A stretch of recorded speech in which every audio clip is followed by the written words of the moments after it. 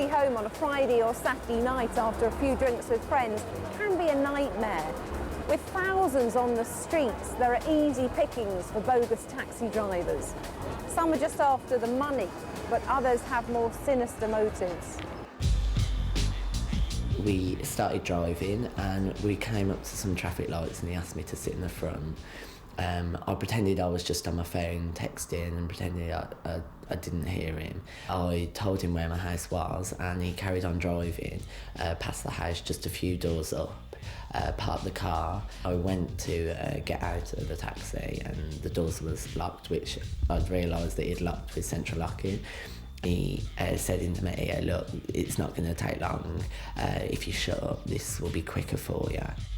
When the driver realised his 17-year-old victim had called the police on his mobile, he threw him out of the car and sped off. If you hear anybody shouting taxi, anything like that, let's target those vehicles. Tonight, undercover officers from Birmingham City Council team up with the police. It's part of a regular crackdown that nets illegal private hire drivers and the occasional bogus taxi. They hit the streets.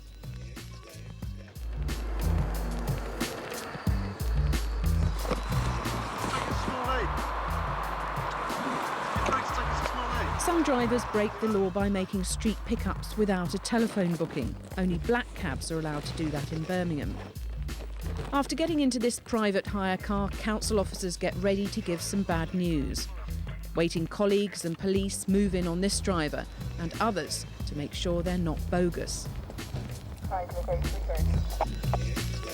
Yeah, can I have a body check on that name, please? And they check the cars for roadworthiness and to see if they're displaying the right taxi licences. It's been successful in that we've caught those pirating, but obviously unsuccessful in that the message still doesn't seem to be getting across to those drivers that continually flout the law. We do get bogus drivers and we get reports of bogus drivers. Generally the courts take a very dim view of this type of activity, and the drivers that we have caught have been sent to prison. This driver heads back to work knowing he faces prosecution.